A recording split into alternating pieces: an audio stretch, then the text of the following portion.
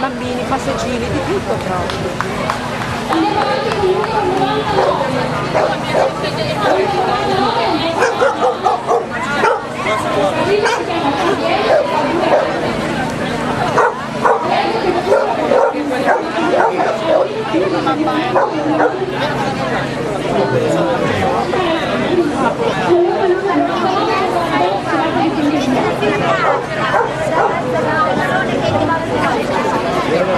numero 100. Ecco il numero 100 che arriva, si parla di un lupo cecoslovacco di 3 anni, si chiama Loki ed è molto docile.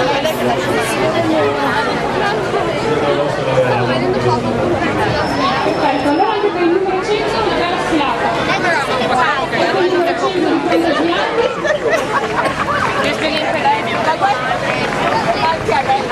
andiamo avanti con il numero 101. E che abbiamo giocato? Ora sinceramente Inventare fantasia di un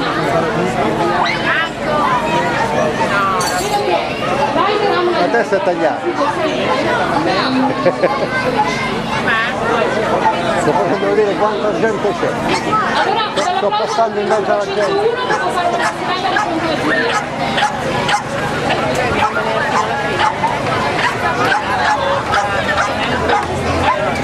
Abbiamo sul palco il numero 102. Si tratta di un bulldog francese, si chiama Carlotta e ha 8 mesi. E lei dovrà partire.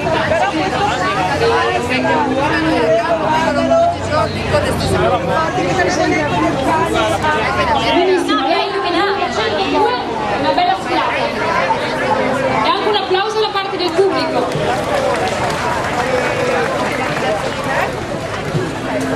Possiamo chiamare il numero 103.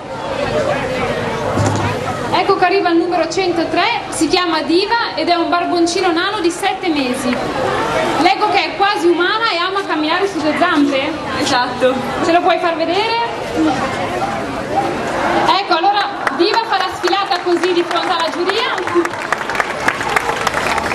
Ora puoi fare anche una sfilata normale, su 4 zampe se vuoi.